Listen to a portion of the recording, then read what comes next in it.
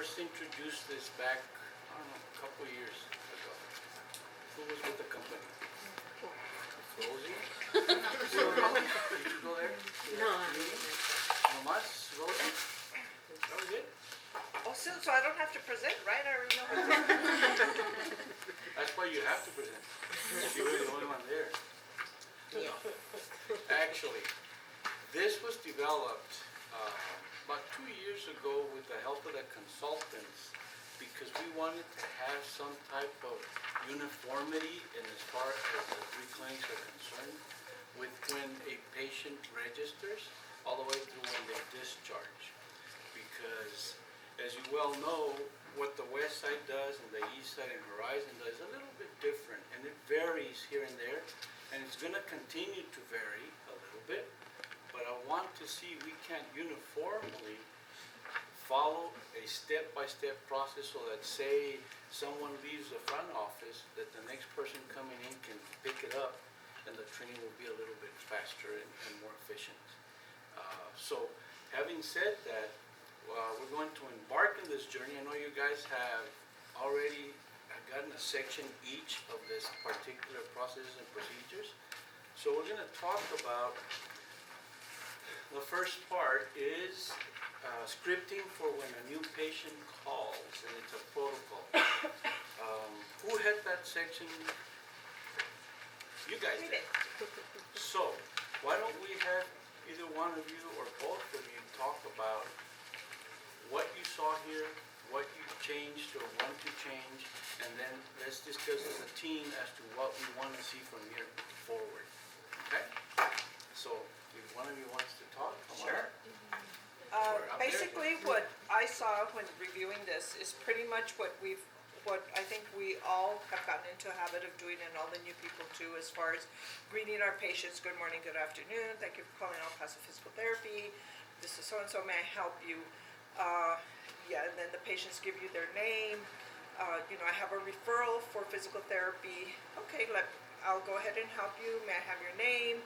We get the name and okay, what insurance? So once they give us the insurance, that should flag us to ask, okay, what type of insurance do you have? Okay, it's a workman's comp. Okay, so you're already thinking in your head, okay, I'm gonna need this, this, this, and this. The claim number, the adjuster, everything, the information that Lydia needs to get that authorization for us.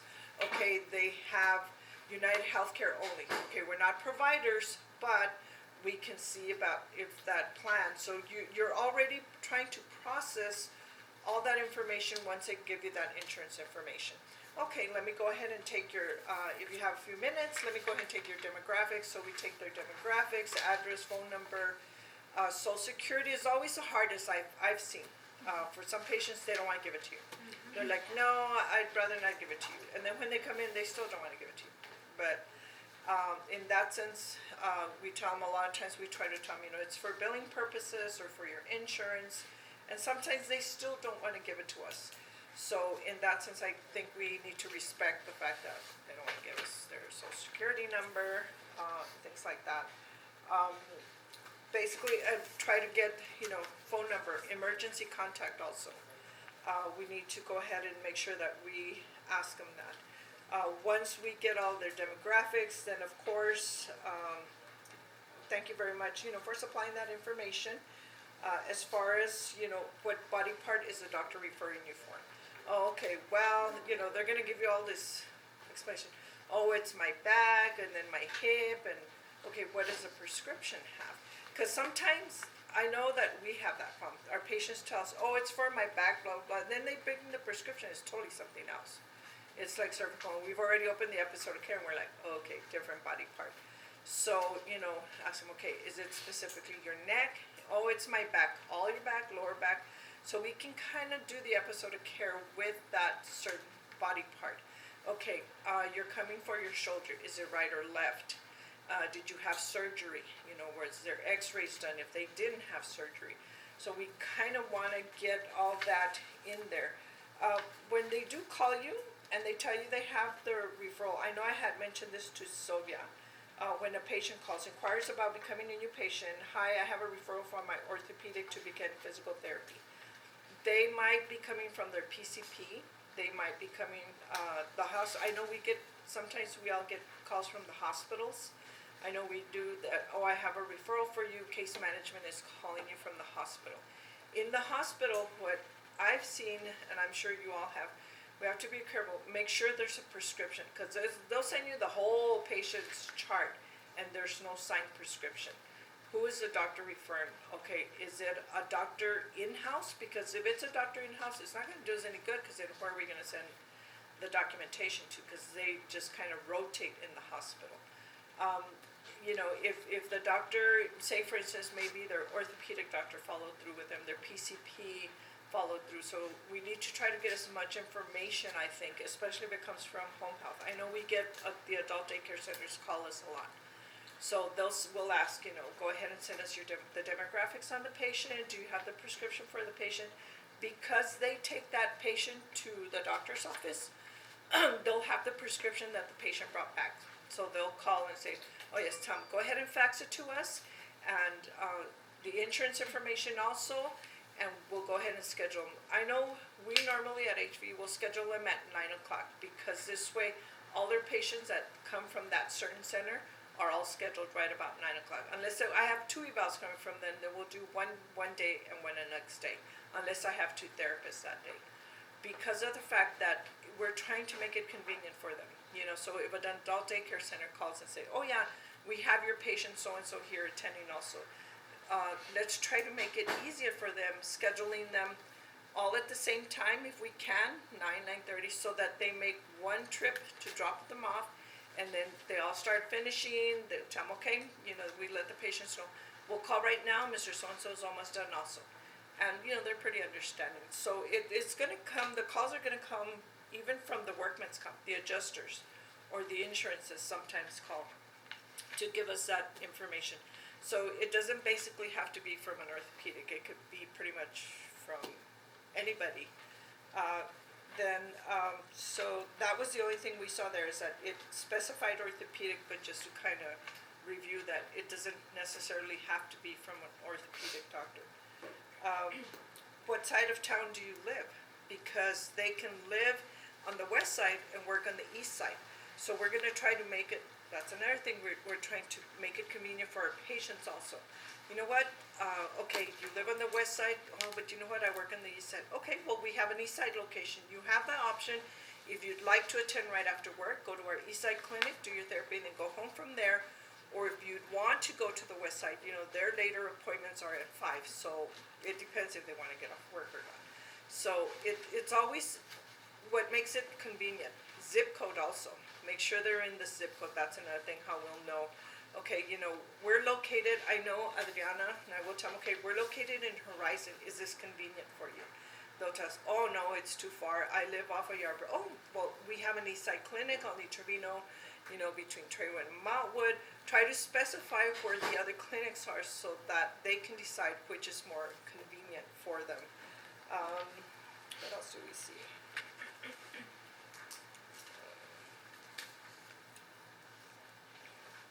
And then just, I think if it's the posture program, of course, they're gonna let you know. The doctor gave us a prescription for the posture program. Then, of course, I know that it's highlighted in blue specifically, oh, we welcome you to our posture program, blah, blah, blah. And you're gonna go to the same process, demographics, and, you know, do you have the referral, what doctor's referring you? Did the doctor refer you, or is a friend, you know, did you hear from us from a friend? Sometimes, oh yeah, my uncle or my dad or somebody, so that we can kind of know, and that helps Margo know where that specific referral is coming. It could be from a friend, it could be from a neighbor, and they told them, oh yeah, go here, they're really good at stuff. So that kind of helps us so that we know what area that patient's coming from. Like I said, if it's a workman's comp, we gotta make sure we get all the information for Lydia, cause that makes it so much easier for her. Because these adjusters don't call her back, you know, she has a hard time with those adjusters. If the patients, I know we get a lot of them that, oh, it's under workman's comp, do you have your claim number? No. Do you have your adjuster's name? No. Do you have any information? You know, they're not gonna have anything, but the injury was last year, and you're like, okay, you have to have something. It's like, okay, get the employer's name, the phone number if they have it. If not, Google it, ask them, okay, is it this clinic at this address, phone number? Call that, like I've had some from Socorro Independent School District that don't know their claim number, don't know the adjuster. So I'll call Human Resources, and they're real good about helping and giving us the information we need. They'll tell you what insurance is, who the adjuster, the claim number, and what body part they have. If it's a new injury, they might not have the claim number yet, but, let Lydia know, so she knows. And then, I always have the Human Resources call me back as soon as they do give them a claim number. It might be they haven't turned in the paperwork yet, or they're barely submitting it. If he got injured yesterday, turned in his paperwork, it hasn't processed yet, but they're already calling us because they've already seen the doctor for that injury the day before. So, follow through, it's important. I mean, to me, it's important because then it makes Lydia's job a lot easier. So the more information I think we get from our patients when we're talking to them and, trying to be helpful with them, because they get frustrated. It's like, well, that's the insurance I have. Well, yes, but you gave me like 4 insurances. Okay, let's narrow it down. Oh, I have Medicare and United Healthcare, Humana, and Medicaid. And you're like, okay, so we know you don't have traditional Medicare. Now let's narrow it down. So just get all the ID numbers, because, one of them's bound to hit. And because, they'll tell you, no, I just have traditional Medicare and Medicaid. Okay, you get it, and then Lydia sends you an email. They don't have Medicare, they have. So you call them back, it's like, well, I have a Humana card and I have a United Healthcare. Okay, which was the last card you got in the mail? So it's really hard. So we have to kind of be patient with them, and they get frustrated. Like I had a patient yesterday, and she was like, no, my Medicare's primary, no, and the TRICARE, no, and she didn't want to give us the gentleman's Social Security and the husband's number. Well, in order to verify the TRICARE for them to pay, we need to verify the benefits. So finally she could. And then to find out that Medicare shows that there's another primary insurance, Medicare secondary. So when I called her today, she was all pissed off. She was, no, Medicare is my primary and TRICARE is the secondary. I said, no, ma'am. I said, they're showing. I said, did you have an injury at one point? Were you on workman's comp, in a motor vehicle accident to where that insurance? Because that's what Medicare, and I know Lydia emailed me telling me that it didn't show what insurance, or because sometimes Medicare will, they'll say what insurance it is, or why they have, why they're secondary.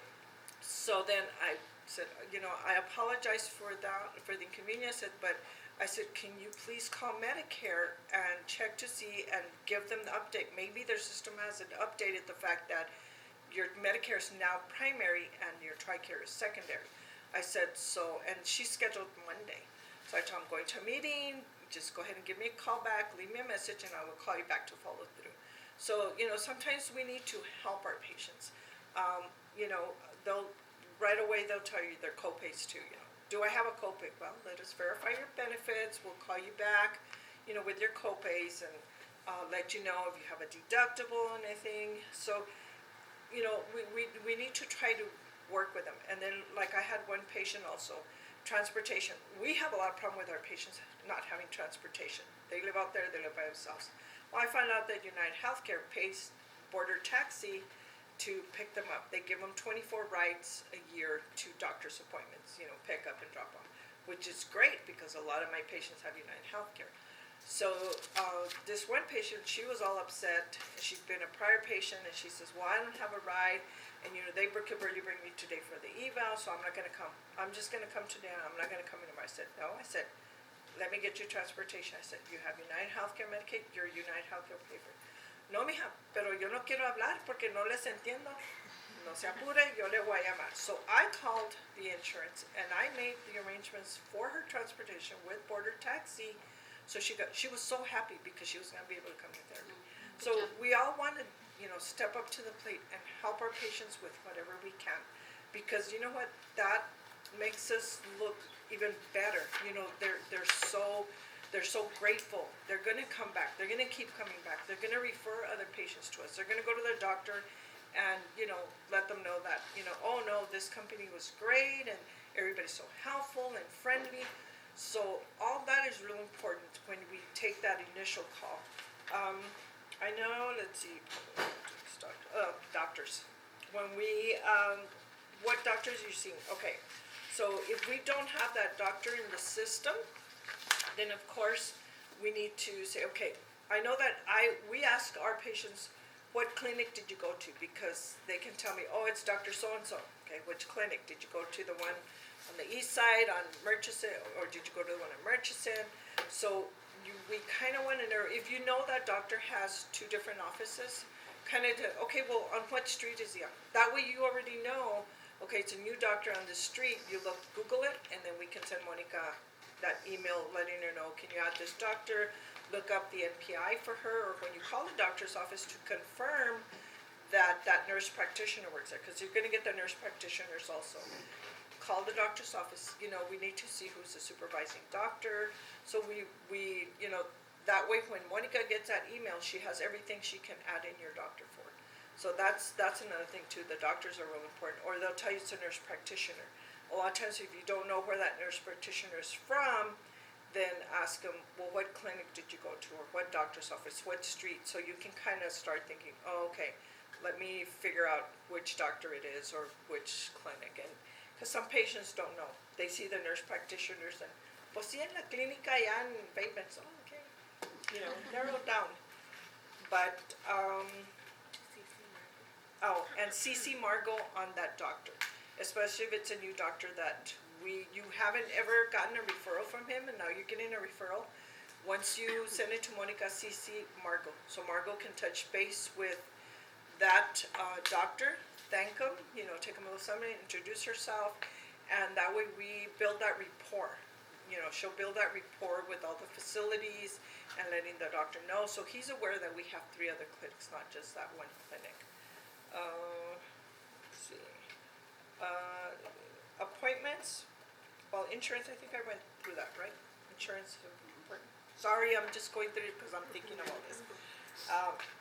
As far as appointments, okay, to schedule their appointments, of course, okay, my next available appointment is on this date, and that was another, thing that we had talked about with Sylvia, is we let them know, okay, do you prefer a morning or an afternoon appointment? Because now you know what, a morning works better for me. Okay, then you can look at your spots, see which morning you have available, and the soonest appointment you have available. Because we have to schedule them within 48 hours. And like I told Sylvia, when we're getting a lot of referrals, especially us, we have to base it on when Rudy's there to help us, or Chelsea's there to help us, so we know, because sometimes we're not able to do the 48-hour turnaround, because Tuesdays, Isaac is here at the board meeting, so we don't have a therapist on Tuesdays. So unless Chelsea goes, then I know Chelsea's gonna be there, then yes, so that's helped a lot, you know, that we have the other therapists coming in, helping us out with evals. So try to, you know, the turnaround 48 hours, if it's post-op, you know, of course, it's real important to try to squeeze them in. Talk to your therapist, let them know, you know what, I have a patient of Dr. Klein, just had surgery, Klein wants him to start therapy right away. We don't have anything till Wednesday, you know, can we squeeze them in Monday somewhere? So talk to your therapist, see who can see them on that day, because it's important to get them in. Also, if it's a superior patient, sorry, I'm going back. If it's a superior patient, we need to ask the mom to bring in that prescription, because of course we need to submit it for auth prior. Who's the PCP, all your Medicaids, it's important, ask who the PCP is, so we can get the Texas Health Steps, because it's used for pretty much all the Medicaids anyway. So, and if they don't have a current one, I get in the habit of calling the mom, say, okay, your appointment's next week, but also to let you know you don't have a current Texas Health Step on your son, if you can go ahead and get that taken care of, because we will need that after the eval to submit for auth. This way, they're already scheduling and get it, because sometimes you call and it's like, oh, no, they haven't been here in 2 years. Oh, my God. Ma'am, this is supposed to be done every year. I think that was most of everything, right? That we saw the changes and everything. Okay. Sorry, I go fast. And then Adriana just had some comments to make also. I just wanted to touch base kind of on the customer service aspect of things. So pretty much the tone of voice when we're answering, just kind of being that friendly, kind of welcoming voice, and then the attentive listening. So the calls aren't going to go in this order specifically. So a lot of times they'll call us, hi, my name is blah, blah, blah. I have a referral from Dr. What for my left shoulder. So right off the bat, you already know who the doctor is, and I've gotten in the habit of just writing everything down that they say at the beginning. And then also the willingness to help. So a lot of times, say they're asking for occupational therapy. We don't offer it. So a lot of times Rosie will tell me she's very knowledgeable as far as facilities that do offer certain things that we don't offer. So then I'll let her know, and then she'll tell me, and then we'll still provide it to the patient just to help them overall. And then also the personalization. So using their name, like when you're addressing them, just kind of to get on that personal level. And then the compassion. A lot of times they call and they're in pain. They're starting therapy because some part of their body is hurting. So just understanding that they're not going to be in the best mood at times and being able to kind of adapt and kind of still work with that person. And that's pretty much it as far as the customer service aspect of things. Be happy when you're taking the information, when you're talking to your patients, when they come in, you know, because sometimes they come in and they just don't even tell you good morning. But Not still, feeling the best. you know, just go with the flow, be personable, because that's really important. That reflects all our clinics. That reflects EPPTS Health. That's going to reflect on Margot when she goes out to market with the doctors, because then the doctors, oh yeah, my patients are real happy with your all services at all the facilities and blah, blah, blah. So we want to keep that rapport, you know, at that level. It's important because it's, you know, our referrals come not only from the doctors, but by word of mouth, by our patients, by the case managers, the adjusters. You know, if we work with the adjusters on the insurance workman's comp, they'll continue sending us referrals, those workman's comp, because we're going that extra mile for them to make it convenient for their patients. You know, if the patients we're not able to get a hold of that patient after the third call the doctor's office. You know, I've been trying to call this patient, the number's not going through, I have no answer, they don't call me back. Do you have an alternate number? Do you have an emergency contact? Because at that time at the beginning, we're not gonna have an emergency contact, so maybe they have one. So we'll try, just to let you know, we have tried 3 times, but we're not able to get a hold of them, they're not returning our call. Do you have a different number? Are they scheduled to go back into your office? So this way they know we're trying to attempt to schedule that patient, for them, so. Thank you, Rosie and Diane. Any questions? No, good. I have a couple of comments. You know, what if, I know that we're saying what part of town are you from or where you're at, and we're asking for a zip code. We had a situation just recently that we discussed at the board, at the leadership meeting, where a patient called and was for the West Side office, Mr. Johnson. He scheduled for the West Side office, but showed up at the East Side and for the evaluation, and so we were kind of wondering what happened, and we found out that he Googled, you know, El Paso Therapy Services, and the first one that comes up is the East Side office. So he thought he had to go there. So he went there and showed up for the evaluation. So I think that we need to add to that, if you don't mind, guys, to tell them, remember, it's the West Side office or it's the East Side office at 6151 Dew Drive. Yeah, I forgot to mention. You gotta say the address, because on the Google, it doesn't show the addresses. It just shows East, West, and Horizon Valley. Okay? So please tell them, yeah, you're gonna come at the West Side or the East Side or Horizon, and this is the Or address. do you know where we're located? Because Yeah. I know, yeah, that was We the have other to part really I left take out. it further. Where we're located, we're on Horizon Boulevard. We moved, we always have to tell them we moved, because then they'll go to the other clinic. You know what, our west office is here off of Mason, Sunland, on Balboa. There's a village, you know, the markers, village, there's a Peter Piper's. East Side, the Starbucks, they're right behind the Starbucks, you know, those points, because then they're thinking, okay, I know where it is. As we talk, donde está Don Carbón, el sushi, Wingstop, ahí estamos enseguida. Sí, ya sé dónde está. It works. Whatever it takes. But yeah, let's add that onto our scripting, please. And then another thing is, make sure that we do get an emergency contact, because those things sometimes are needed, not needed, not sometimes, all the time. And I think that Lydia will attest to the fact that if we don't have it, we're in trouble. So an emergency contact is very important. I know one time a patient said, well, why should I give nothing's gonna happen to me there. Why should I give an emergency contact? Well, it's company policy and we need one. Or they'll tell you, I don't have an emergency contact. Yeah. So any questions? And to summarize it, of course, always get all the demographics possible, that you always have a smile on your face and your voice when you answer the phone, like Adriana also emphasize. And that you please, if you have any questions, ask the questions before you say something wrong. For instance, I'm a patient, I'll call in, I'll say, Juanita, I'm a patient and I have lower extremity weakness. Can you see me? Yes, we can. That's your diagnosis? Yes. But he's in a wheelchair and he's paraplegic. We cannot see a patient in a wheelchair unless the clinical administrator authorizes us, and we want to limit that because we don't have the facilities to provide that type of service to a patient that can't get up from the wheelchair. So be careful with those patients as well. Always, but of course, always having that sympathy for them and empathy. And if we need to talk to the clinic administrator and see if we can make an exception. Okay? But thank you for that. Any questions? Nope. I think you guys, for the most part, everybody does a good job on answering the phone. I mean, that's great. And it's just that, and like Adriana said, it's not going to follow step by step what is said here. You're going to skip back and forth. But the important thing is that we capture every single point on that scripting for a new patient. Okay, so next is scheduling protocol. Who was the fortunate person for that? Cassandra, want to come here or you want to stay from there?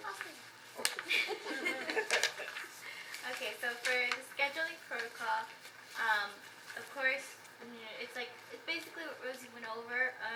I mean, it's like she said in the beginning, we try when we get the referrals to schedule out 24 to 48 hours. Sometimes it can happen, like when I lent Rudy, I only have one therapist here, and when the afternoons, I only have one therapist, so kind of limits me to scheduling as many patients as I can. But for the most part, we do try to get them in at least in that week, to get them in and coming. Let's see what else. We do let the therapist know, we try to let the therapist know, like, this patient was referred to me, we got it in the fax on Monday, but you already had so many evals, so I had to move her out to Friday or, Thursday, Friday, whatever it may be. Let's see.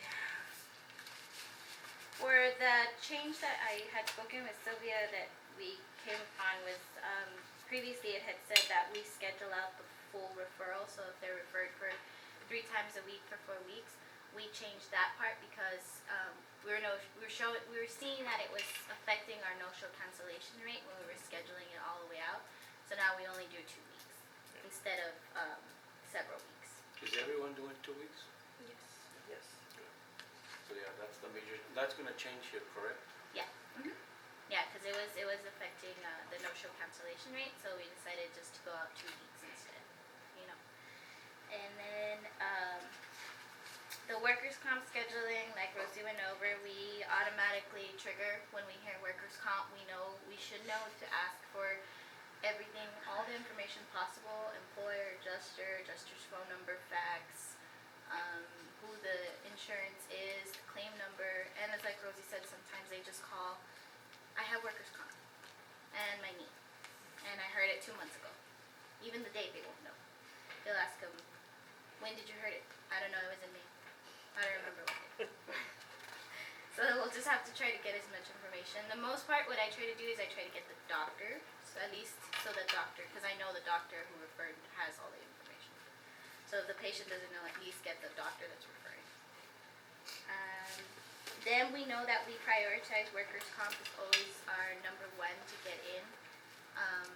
Workers' comp is our number 1, and then it goes down the list of, let me see, it's workers' comp, and then it's post-ops, or is it the other way? Post-op, workers' comp. Post-surgical first, Post-surgical. workers' then comp workers' second, comp. Medicare Medicare. traditional, then Medicaid, Medicaid. No, it's Medicaid first, and then Medicaid. Medicare, and then PDOs, the PPOs, And the rest commercials, follow. and TRICARES. TRICARE. TRICARE because you know that we have 60 days and they can always wait for an appointment, they have to wait anything, sometimes 5 days, so that's why they're the last ones.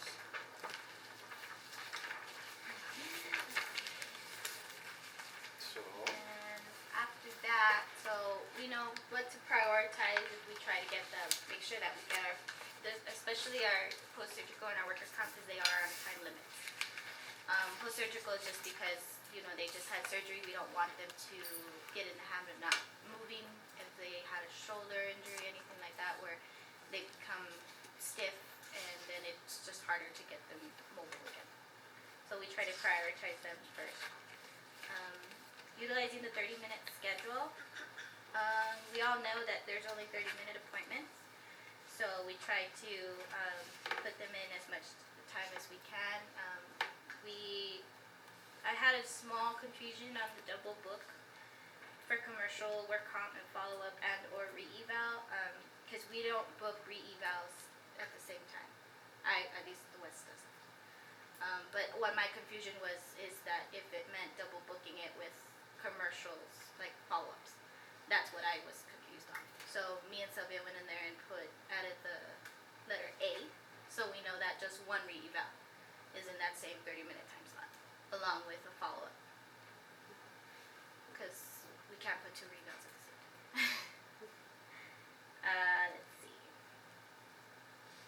To delete an appointment, usually we shouldn't have to be doing that unless the cases where we do schedule out and say the patient doesn't want to come back for whatever reason, maybe they're going out of town or they don't want to pay their co-pays, that it may be, their deductibles or something, and we did schedule out 2 weeks.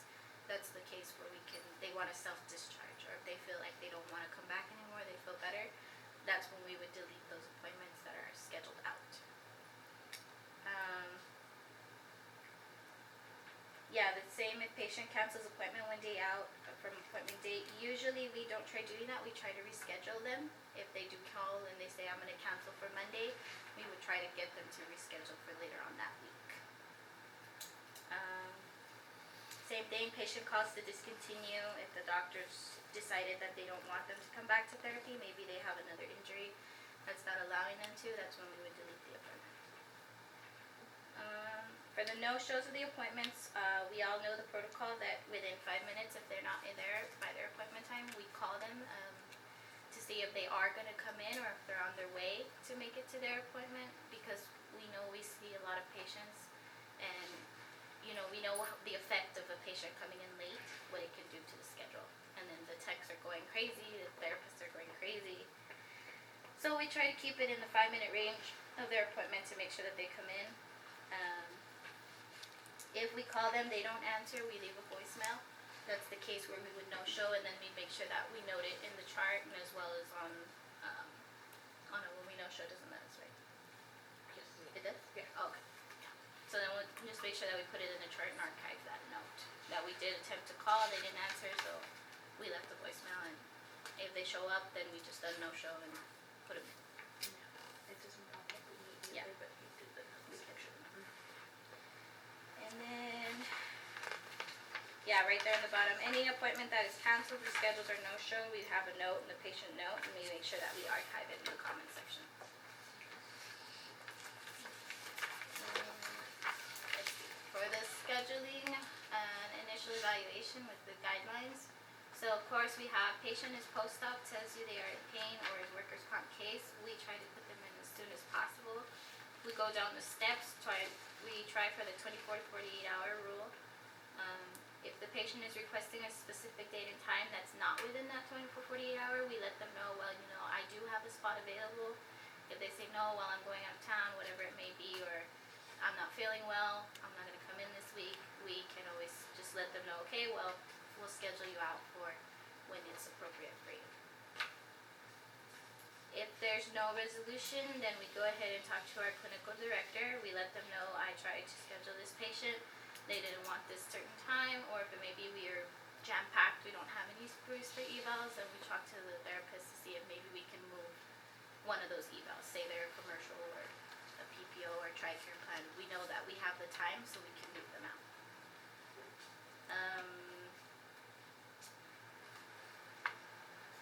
So we have our scripting, back to scripting. We have an opening for an evaluation at whatever time we can give. Is that convenient? If they say no, then we tell them, okay, what works best for you? We try to give them the slots that we have available, but if they can't come, then we obviously try to work around them as best as we can so we can still get that visit in.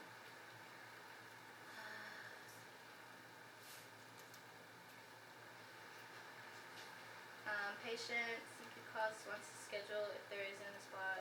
So we, like, it's very it's common sense for us. We make every effort to get the patient in within as soon as possible, but if we know that we can't, then we just have to figure out a way to put them in the schedule. Always going back to talking to our therapists, seeing when it's convenient for them and what solutions we can come up with as to whether we move the patient out or not. And then we know that the VA, they call us and they always make their appointments at least 2 weeks out. VA doesn't schedule within the week because they have to get all their paperwork, and we know the VA takes forever, so. That's it for that one, and then the rest is for Miss Jessica. So this is a template for a letter that we sent out for any patients that do not complete their physical therapy treatments. These are sent out to the doctors so that we keep open communication with them about our mutual patients. We let them know what happened, why the patient stopped coming, if it was just a conflict with insurances, if the patient just did not want to continue with the therapy, if there was just no communication from the patient, that we kind of just lost touch with the patient, that they never responded to our messages or phone calls. So these are sent out to with every patient that doesn't complete their treatment. That's also used for new patients that decline our services. Yes, whenever we call a new patient and they tell us, oh, well, I don't really want to start therapy at this time, that's another reason why we send these out. Also, when the patient just decides to discharge themselves, or if we're not providers, yes, any insurance complex, the copay's too high, we're out of network, things like that. So when is this produced? That same day that the patient calls, this letter is produced and sent out? A day later, a week later, or when does that happen? Within the week. We can do it within the week. And do you all mail it, or it goes to the business office? No, it's Fax or mail. Fax? Fax or email. Only because I don't know what was happening. So, and then do you scan it into the patient's chart as well? Under what? MD letter. Okay. And also, Not a test, I if just. you guys want, I can make this into a PDF form, so you guys can just, Click, click, click. Yeah. instead of Yeah. filling it out in Word, so just, if you guys want me to do that, let me know where it's at, or send it to me, and I'll create a PDF for you guys on that. Yes. Good idea, thank you. Yes? That if it's a new patient, if you can just make sure and put it on the new patient log that an MD letter was sent Yes. for those, so that we know the ones that were no's and that we did send out. We can help with marketing. Yes, important. Did you hear Lydia? Okay, everybody? Add it to the new patient log. All right, good, thank you for your input. So, next up, we have the. Hold on. Yes, that one's still. This one here is whenever we have an eval or reval, where we want to specify the therapist that's in charge of the case. First off, we indicate whether there's authorization required by doing a double slash at the beginning. Whenever you see the double backslash, it means there's auth required. Yeah. And then you'll see the supervising PT's name. It can be followed by the slash or slash asterisk asterisk and a secondary PT or PTA. Whenever there's asterisk, it means that second name will be seeing the patient only in the absence of the first PT. If there is no asterisk, then they can be interchanged. Whenever one is not available or has a busy schedule at that time, it can be put on the secondary PT. Question, Yes. can this particular provider go to to the receptionist or the OC and say, move the patient over for me, please, I'm too busy? It's a yes or no answer. No. No. They cannot be changing the schedule unless it's authorized by the CD. Keep going to CA, that's the old term. Clinical director can decide that. If, say here as example, Joe has 18 and Chole has 4, and Joe says, I'm too busy, you know what, we need to move 3 over to Chole. Do you guys allow that? Has Chole given you that permission? If she has, she's the CD there, she can. I can tell you though, because this person has a lot to do, it might not be a good idea to send those patients over because you don't know what's in the plans for that day. So it has to be approved by the CD before a change is made. Second thing, can this person move somebody over by themselves because they know how? They better not be doing that. Nobody can touch that, shouldn't touch that, except the receptionist and the OC. I know it happens where this particular clinician will move over a patient, and all of a sudden it appears there. No, that can't be happening, okay? Please, I ask you, because it really throws everything off, and right now, because the company's staffing situation is such, and we're having to move people around, it makes it even more difficult. So let's stick to this rule very closely.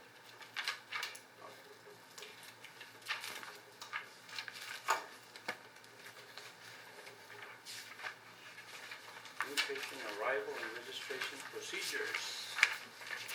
Who has the honors? Crystal? So when a new patient comes in, we welcome them. Like, good morning, good afternoon.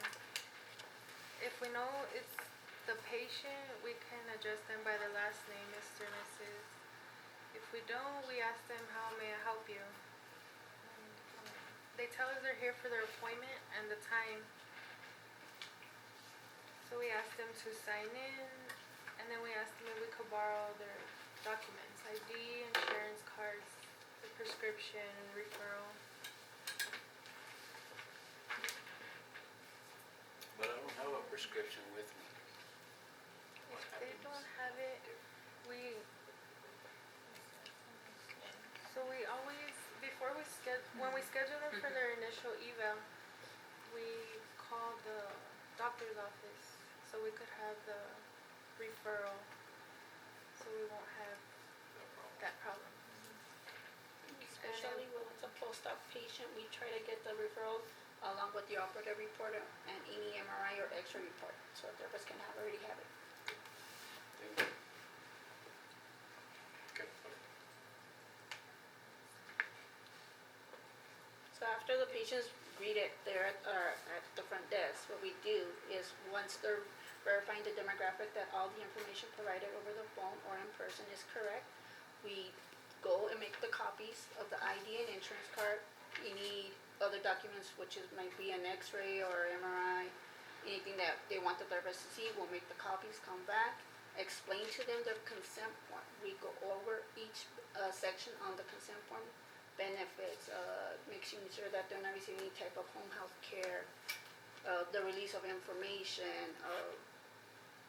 We get the approval by the patient to see if they can get a text message or an email reminding them of their upcoming appointment. So we go with them each section, each information that is required for the patient to sign, which is the consent form. It can be the United Healthcare out of network, the appointment rep, anything that needs the patients to sign. We go over each documentation with them to sign, and then collect up front before patient is being seen. Okay, very good.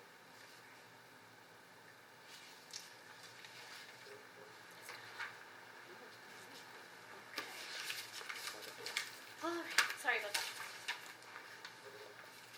Okay, so for the Bell's palsy, we make sure that we let them know about that information, and also we make sure that we get all of the paperwork ready as well. And then we always make sure that we're always asking the patients to please if they have any questions, please let us know, so that way we are very clear at the first appointment.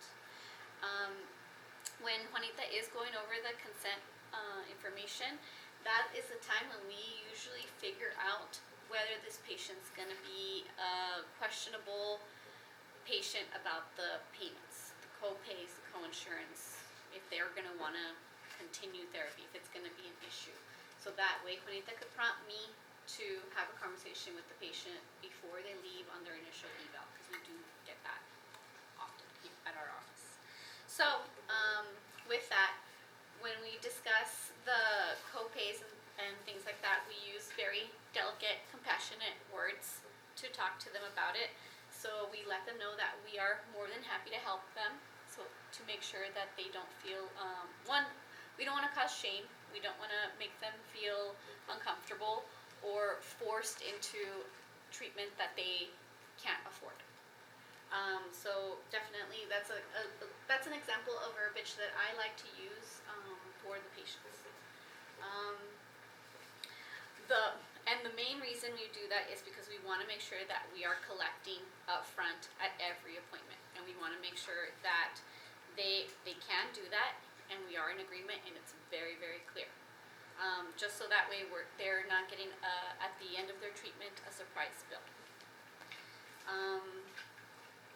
For the home health exercises at our office, what we do is we create the folder with the stickers, the business cards, the information, that, and have it ready, because we have the PT present it to them.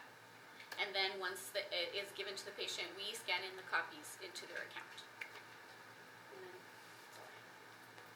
Good one. I'm gonna add one thing is, why is it so special that we treat Bell's palsy and TMJ patients differently from anybody else? Why is it separated? Because we don't have an Optimus part for a photo, so we have to ask them for a health questionnaire. Just those two diagnoses. Because Optimus does not provide with a health questionnaire for TMJ and Bell's palsy patients. So it's very important that when you get one of those, you fill out a hard copy of a health questionnaire. Okay? That was what I wanted to comment. Also on the home exercise programs, I think everybody does a really good job. We need to, if you go back right here, we don't have biofree samples anymore. I don't know if you all do, and we haven't been able to get any more, so I think we should delete that from there. Do you all have biofree? Do you all have biofree We samples? still, we have some, not a lot, but we have some, and I know Eric gives them out once in a while. I don't think we've had some in a long time, at the west side anyway. And even when we used to order biofreeze, and then they'd send some samples with it. They don't send it anymore that I know of. Okay. So do we delete it? Yeah, you know, if we have some and you give them up, that's great, but let's not make it part of the program, because if we don't have them, Right. maybe it's Also, okay. on the prescription, if the patient calls you and tells you they have the prescription, and then they come the next day to their appointment, and they forgot the prescription, what do you do? we We always call have the a MD. call. But even in that scenario, if we're not able to get a hold of the MD or for whatever reason, we're still able to do just the evaluation alone, right, without prescription and let the correct. therapist. Yes, Okay. We can do that, just no treatment. no treatment until we get that Evaluation only. prescription. Although then sometimes it poses a problem for the therapist, because we'll do the evaluation and they tell us what the problem is, and we only have minimal information. Finish the evaluation, the patient comes back with a prescription, it's completely different body Yeah. part. Yeah. But we can go back in and change it or add an addendum to it. Okay? But let's not send them away, we'll do the evaluation. In that case, what we do also is like, if we can't get a hold of the doctor, like say the doctor themselves and they can't send us a prescription, we at least ask the MAs or whoever answers the phone, can you at least tell me what they're being referred for? Right. What the diagnosis codes you that have you in the last saw system, them. yeah. So this way we can get an idea of what body Uh-huh. part it is. Yeah. Yeah, the doctor's referring the patient to us for physical therapy. Patient forgot the prescription, can you check on the doctor's note and see what diagnosis or what body part he's referring to, what diagnosis? Can we as At least you all know. clinicians meet the ICD-10 code before the patient gets there if possible? Because that way we can pre-populate stuff, otherwise we can't. Question, the site collects upfront, the co-pays and co-insurance deductible. What about the other two plans? We do also. Also I upfront? always use the green book so that if their deductible hasn't been met, I give them an estimate, okay, this is how much I always figure on eval 97,530 times 2, 97,110 times 1, briefly. So I kind of put that range in there so they know that first visit, this is how much it's gonna be. Your second visit, I can let you know once you come in, once I know the treatment that the therapist is gonna do. So yeah, we'll collect the whole visit. Co-pays What also. about the west side? We do our best to collect as much as we can the first visit, because, I mean, as it is, we know, co-pays, yes, we do collect those, because we know for sure, like, it's $30, that's it. As far as the deductibles though, we do tell them, we bill at the end of the day, so we won't know what your charges will be until the next visit. So then we let them know, say they have a 20% co-insurance, we do give them a range of what it will be. So we'll tell them, you have a 20% co-insurance, you're looking at roughly between $15 and $30 for every session. And they say yes, no. Please insist us in collecting the money because then it comes back at the end. Yeah. It's unpaid. Yeah, and then it's harder for us to collect that money.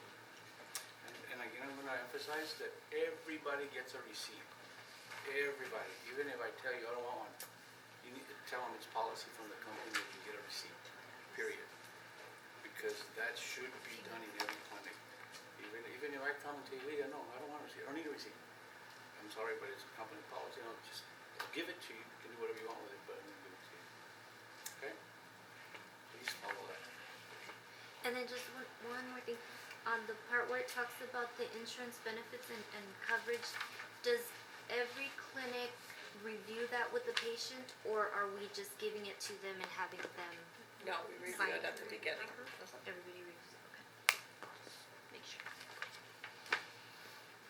Question, And just, do you review that information? Where do you do it? In a treatment room or right there in the? If there's no patients around, it's Right there. just the patient. If not, Every like nurse. when I call to confirm their appointments the day before, I kind of review, okay, just to remind you, that your deductible hasn't been met, this is how much it's gonna be, so they already know when they come in the next morning. And then when Adriana shows them paperwork, just to review, this is what was explained to you, this is your deductible, blah, blah, blah, blah. So they already know prior to them coming. They already know their co-pays too, cause a lot of times they'll ask us to call them and let them know what their co-pays are gonna be prior to coming in.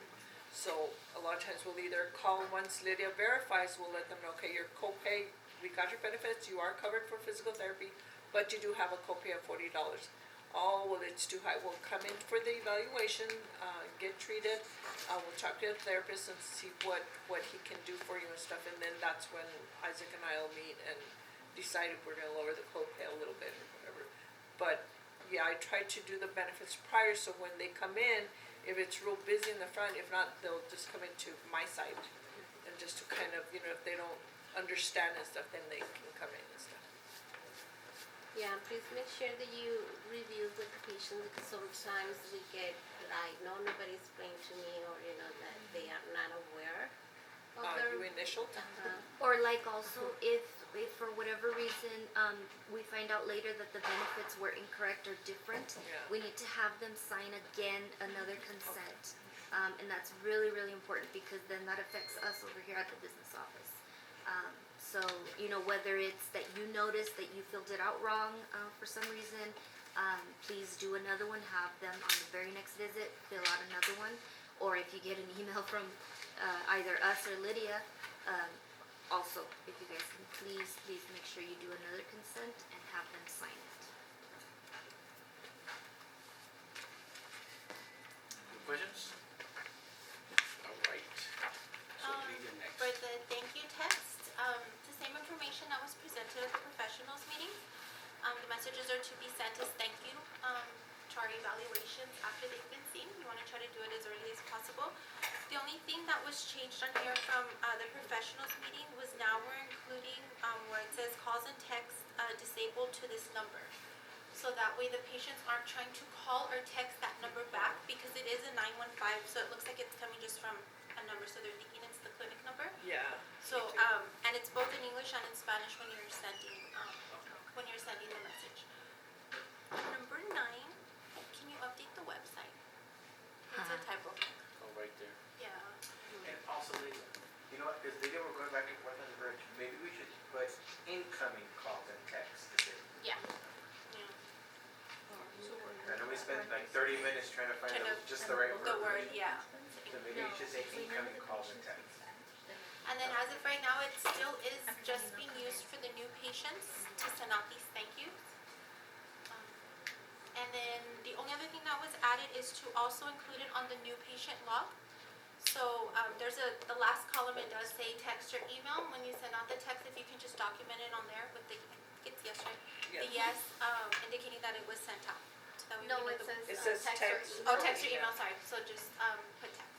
Okay, but if they haven't authorized for us to text them on that consent form, Then do we put anything else or just leave it blank so that it notifies you that it wasn't that we didn't text, it was just getting Can we consent just to put it the on the text? note? No text?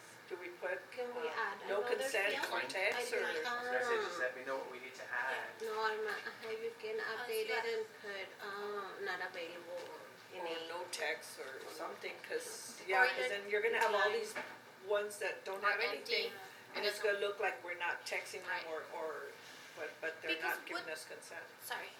What's the email used for? Nothing. Because it gives you the option, it says text or email, like, are we using But I the have emailed patients. Yeah. Yeah, because some of them have only put email and not text, so I have emailed a patient. Right, that's Just what one. we're supposed to do. But I like the email because when we collect when we, process a payment in the business office, I ask, oh, do you want me to email it to you? And it's right there, No, right in the system. No, yeah, but no, on the new Oh. patient log, because it says text Oh, slash And email. email. So I wasn't No. sure what we used that Right, new patient right, for. just like, Me. Like she was saying, if they just give consent for the email. sorry. What's her name Yes. again? If we have an email address, we can email them the thank you. Send that Oh. instead of a text. We do? Can we? Okay. From Optimus? Or No, from- we're- oh, just personal, from our from our Yeah, personal from our email? company email.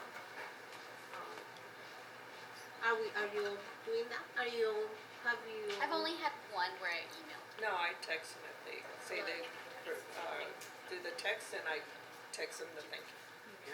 I've only had one where they declined a text and they said yes to email, so it's only been one. But I've been putting it at the end, like where it says, text or email, and then I put no, or I put it in the notes, cause I don't like it how it looks on the end by itself. Right, I Or think right maybe now with text, this. email, decline, something like that. Oh, you could add that. Yeah. Just put disabled in the column, like disabled this or not. So we'll know like if they disabled our text, so we didn't send them. I declined their text. NT, no text. So have we agreed not to disagree? Are we gonna use decline, or are we gonna use what? Decline? Decline. Is it a go? Decline. Okay. Decline. Well. So, you guys still okay? You wanna take a little break? Break. Break. I'm just gonna go get something to eat. Let's take a stretching break, about 3 minutes. Yeah. I'm getting. You're such a. Gotta get some water.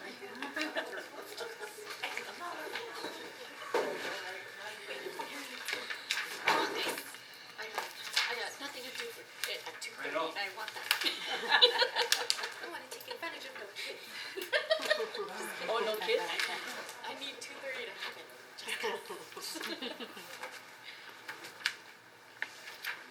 Alright, 2 minutes are up.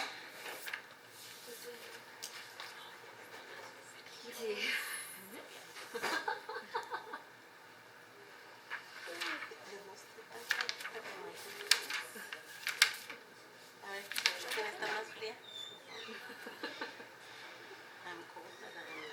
No. What do you got?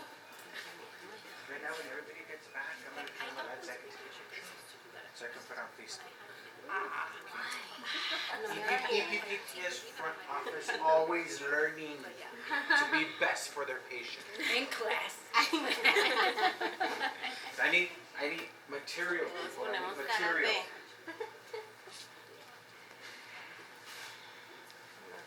You're a material guy.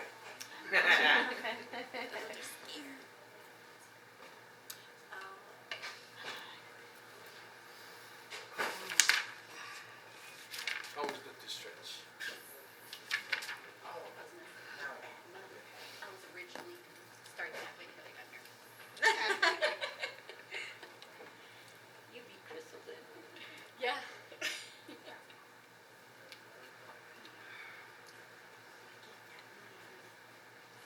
This was a mark.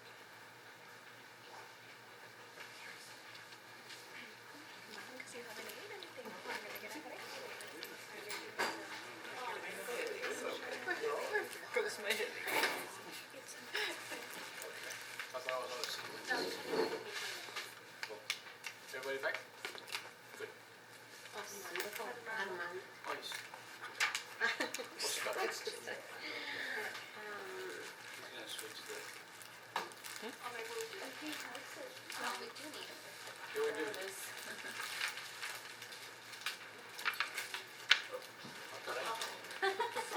Oh, now you need a password.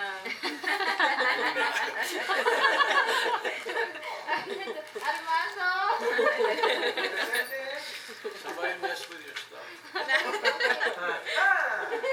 Somebody put in a fingerprint on there. It wasn't Cassandra.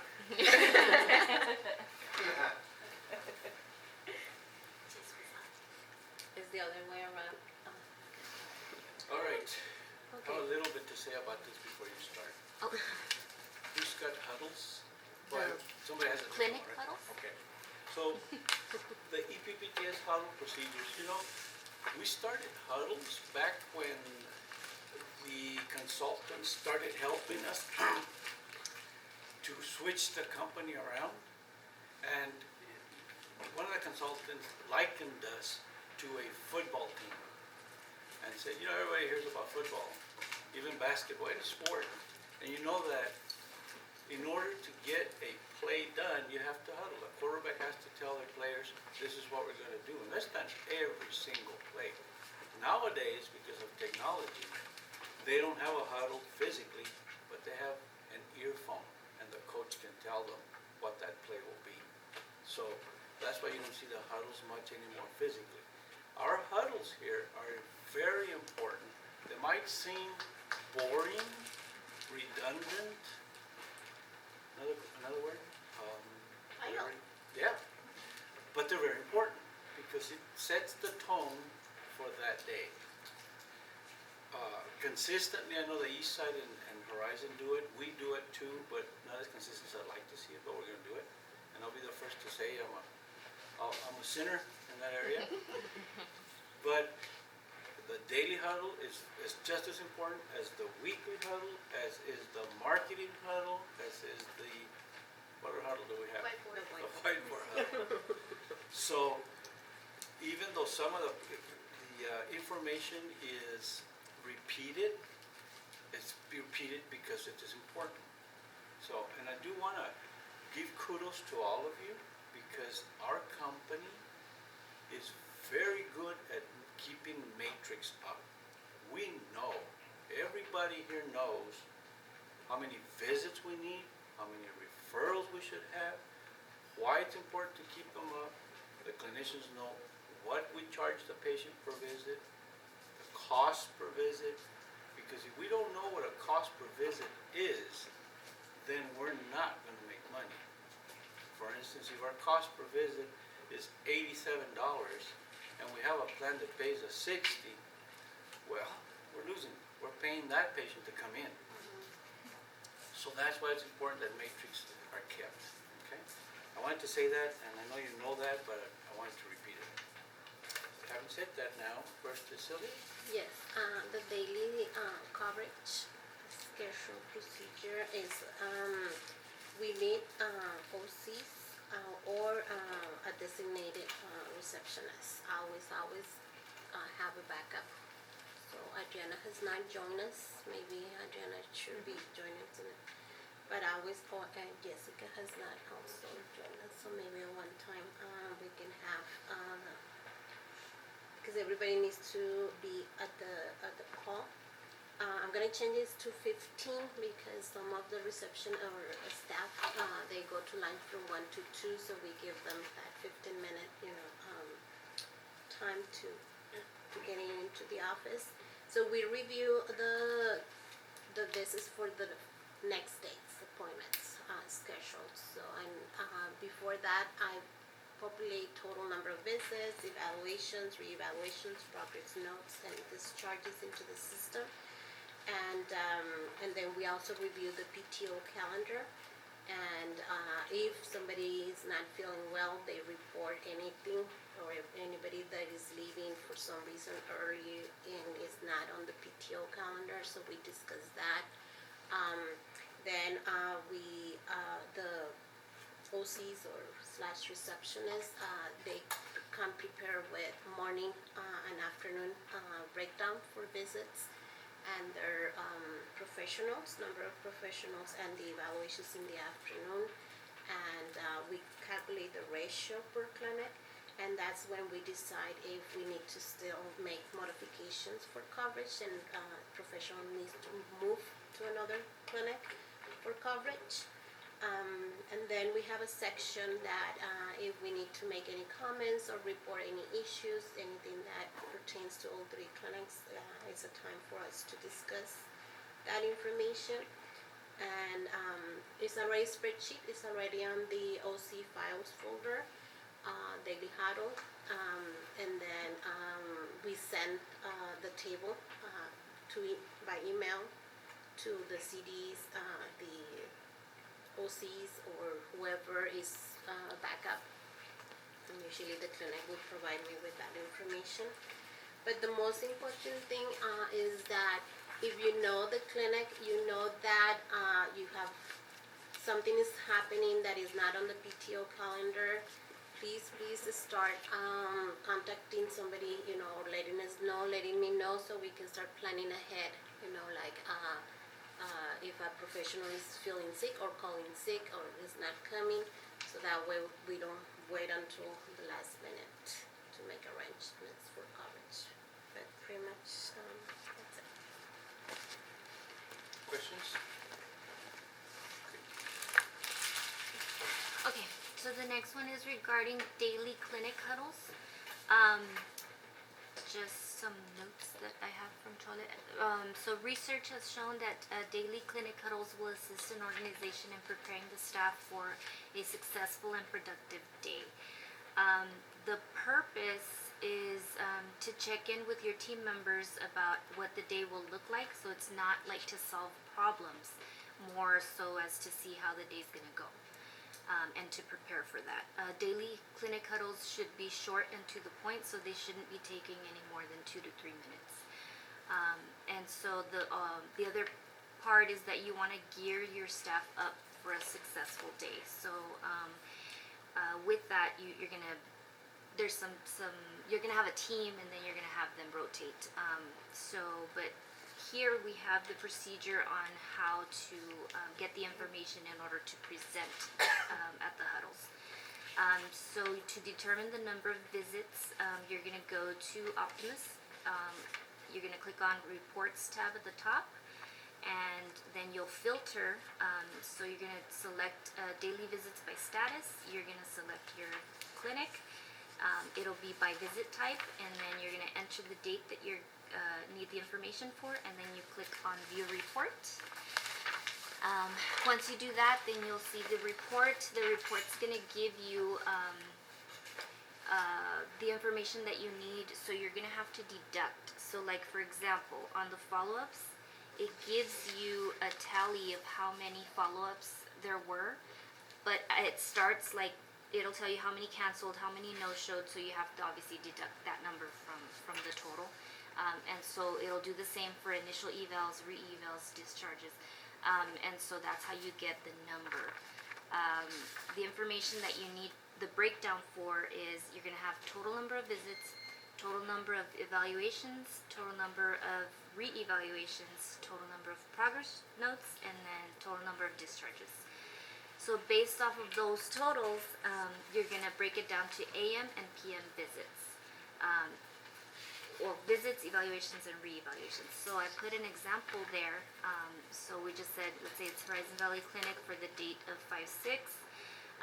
So in the morning, they had 26 visits, 2 evals, and no re-evals. In the PM, they had 15 visits, 2 evals, and 1 re-eval. But the total that you give at the beginning is going to be, you're going to say you have total of 41 patients, 4 of them are evals, 1 is a re-eval, and 1 is a DC. And so that kind of gives your team an understanding of what the day's going to look like. So for these huddles, essentially what you want your team to consist of is front desk staff, your team leader, obviously your PTs and your PTAs, and then your clinic director. So you're gonna have one team member present, and then you're gonna rotate. So like, let's say Rudy does it for the first 2 weeks, then after that, Cassandra will do the following 2 weeks, and so on. And so you just kind of rotate them.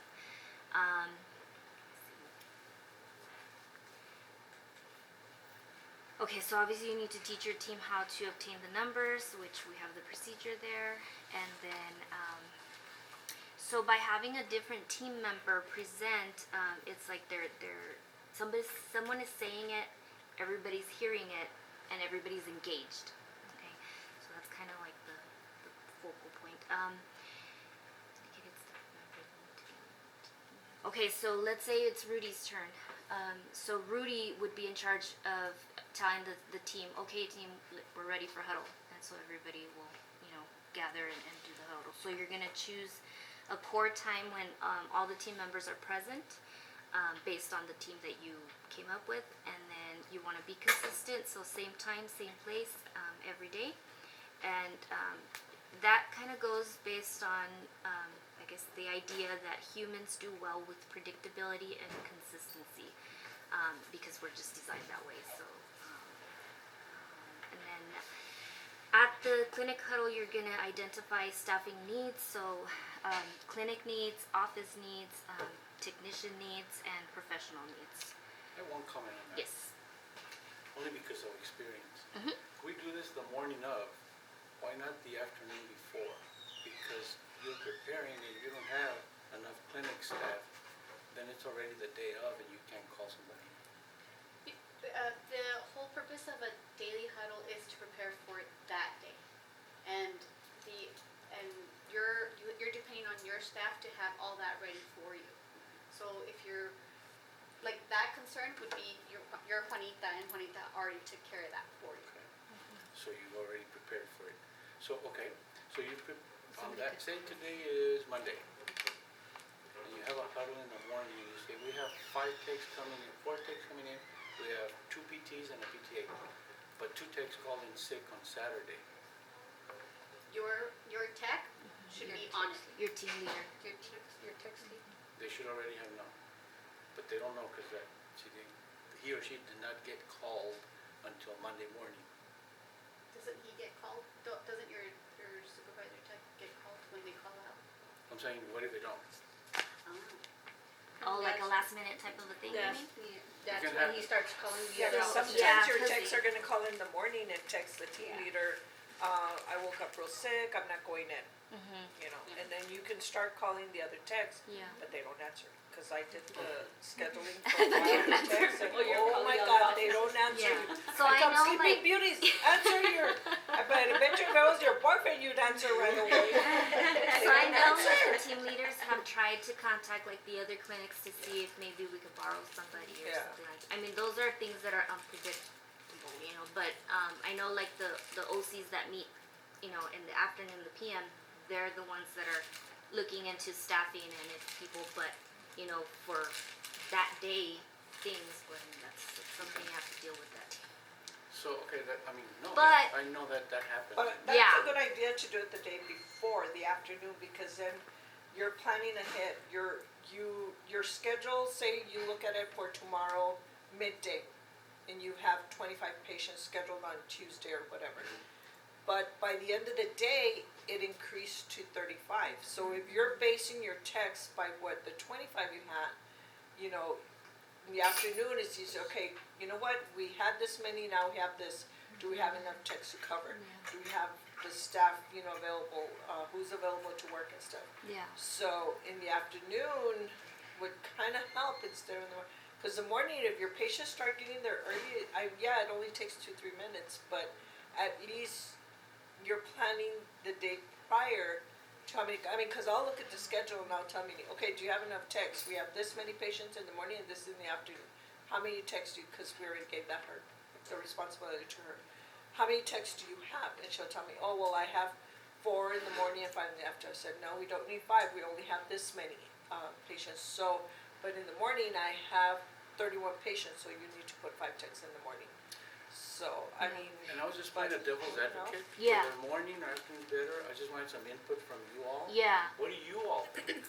You're the ones that pretty much control that schedule.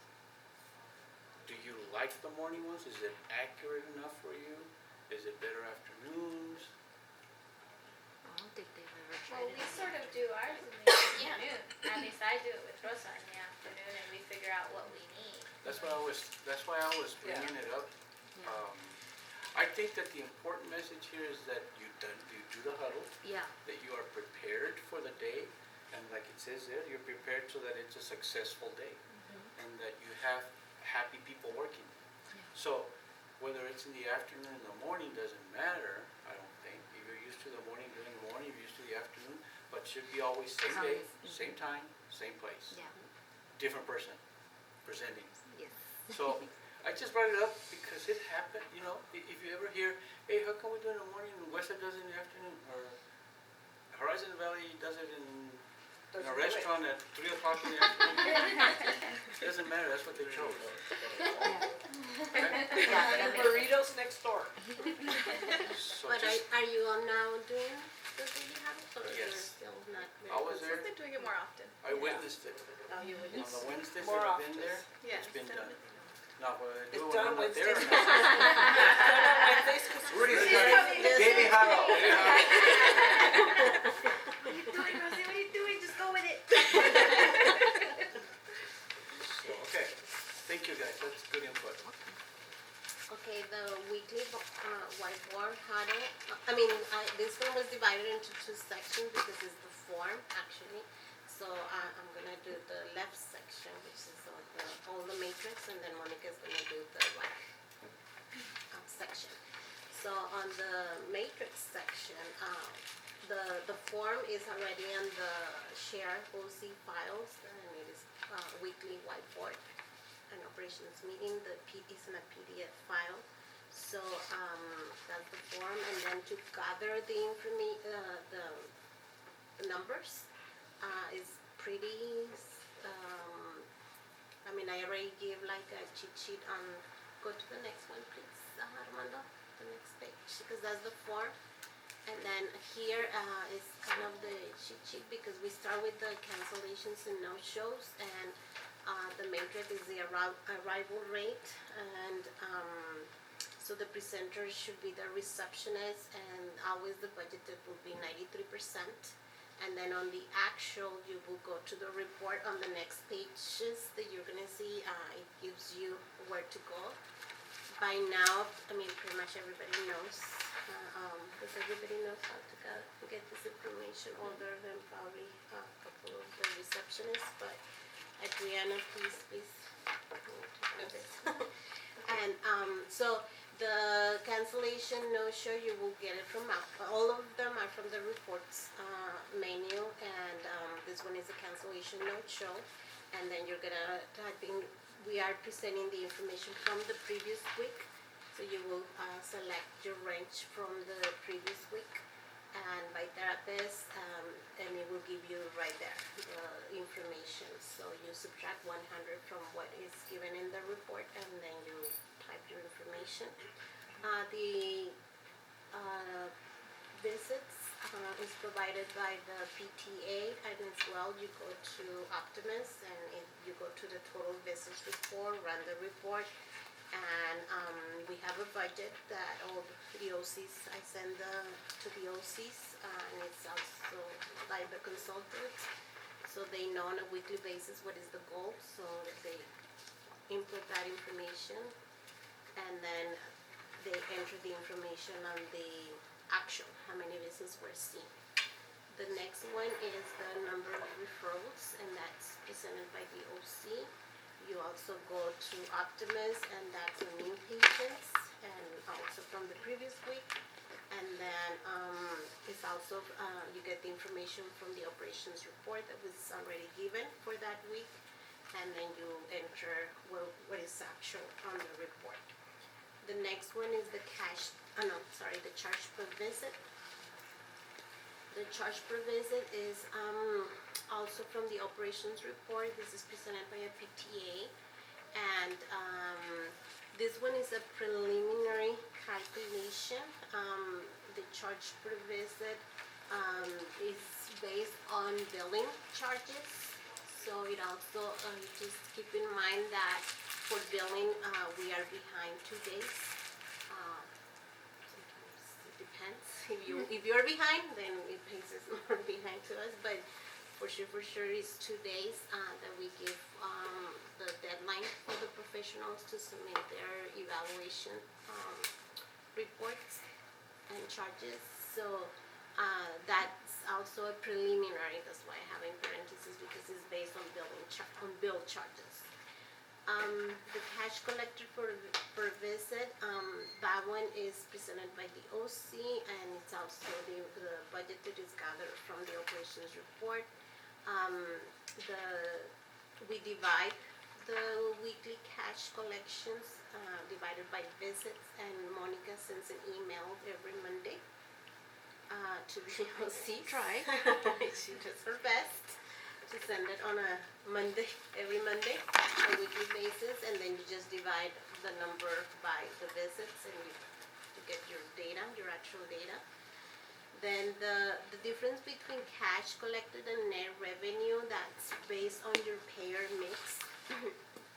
So every clinic has a different ratio on this one. So you multiply the charges times the payer mix, and the charges also is on the charges is on the system already provided. And then here I already put it in. So for go to page 30. Amanda, please. So every clinic is different. For East, the ratio is 0.5533. Horizon Valley is 0.59. No, up, right there. On the second point, right there. And then West is 0.524.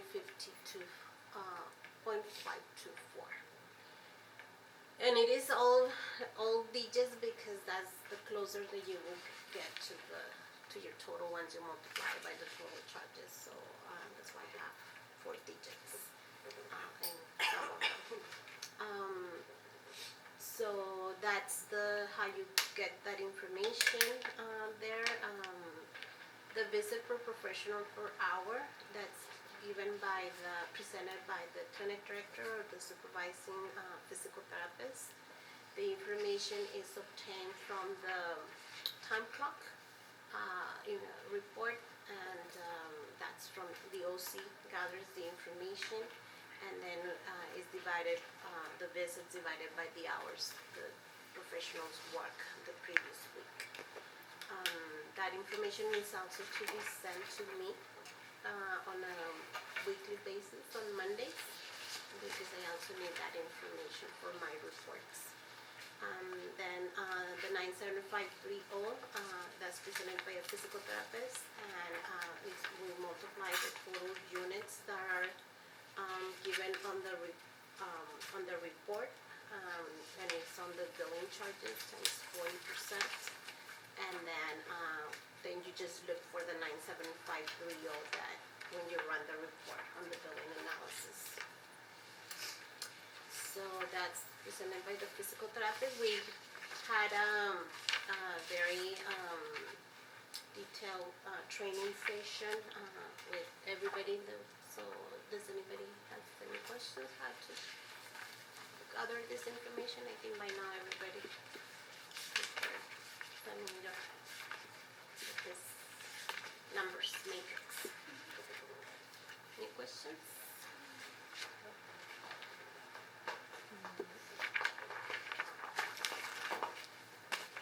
Ms. Monica? Okay, so, the first part is regarding the weekly visits and referrals. So we have to gather the number of visits and referrals for the current week. So I try and do this at a time close to when you're gonna have the whiteboard, just so that you could have the most updated information. But in order to obtain that information, you can go to the billing tab to obtain the scheduled visits. So,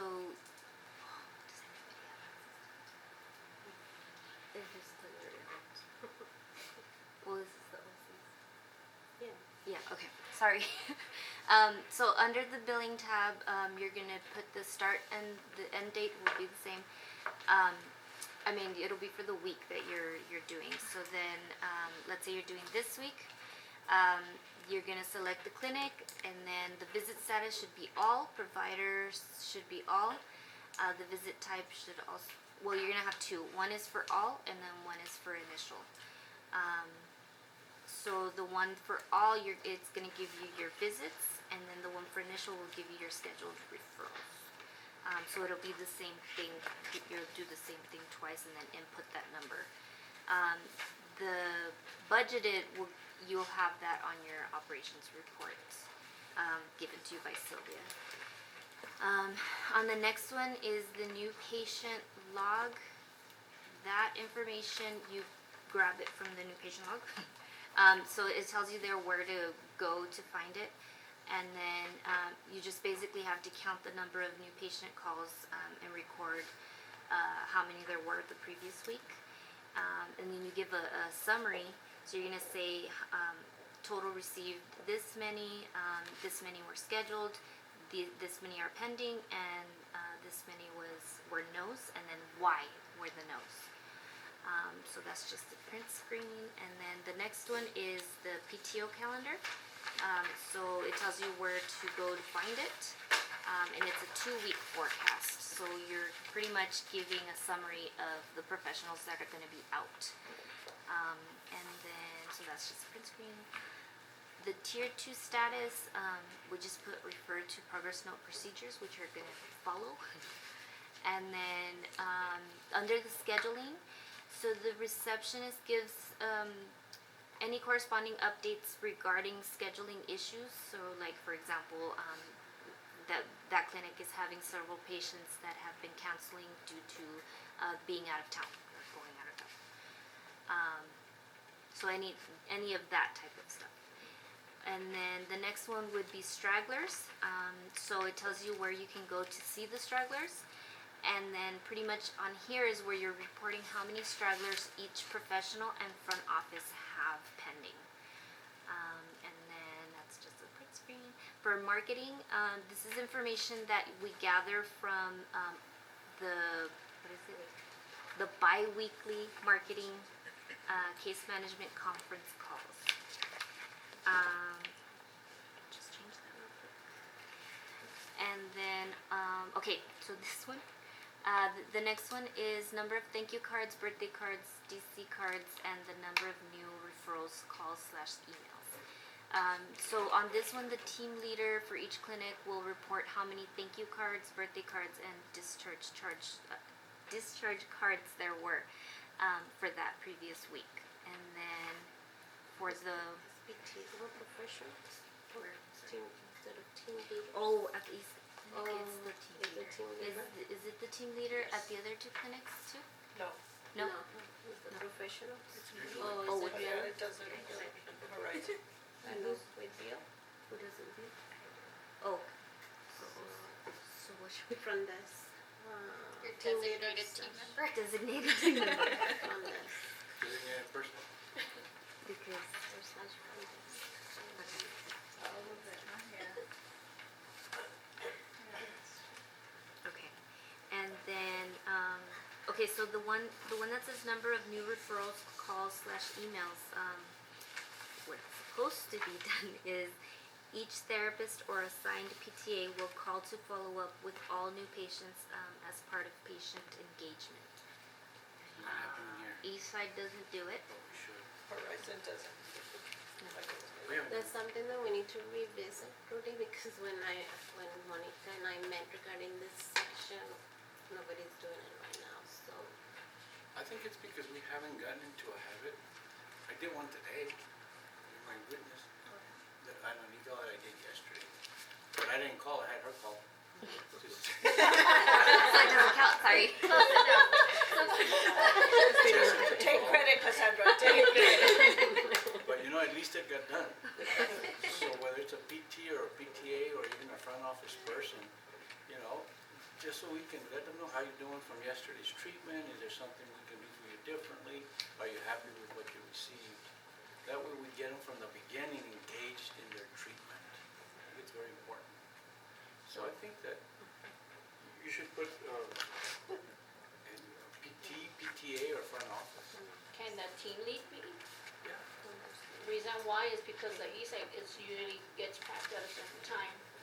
Yesterday, for a fact, we were us three in front. Like I said, I guess it depends on the situation for each clinic. And as long as your team leader is well versed in what to say and do, absolutely. But my Just don't want somebody to recommendation- call and say, hi, how are you? Doing okay? All right, bye. But please, my recommendation is to mark, put a note or an asterisk so you can go back and also talk to your CD. So that way, you can remind them and see what will work best for them and kind of, you know, revisit that as part of patient engagement and that, we need information, you know, we need for people, for them to call. Yes. Okay. Okay, so the PTA team leader, okay, so this is the part where it talks about, any updates regarding new techs, volunteers, tech training status, in-services, or equipment and supplies needed. That's a key point. It says equipment or supplies needed, not equipment or supplies already bought. We get reports on stuff that already got bought. Oh, that doesn't make sense. At our CD meetings, I'll hear a CD say, oh, we went and purchased this certain equipment. And I'm saying, did Sylvia know about it? Because it's a budget that we have to follow. So we need to know about that before we purchase it, right?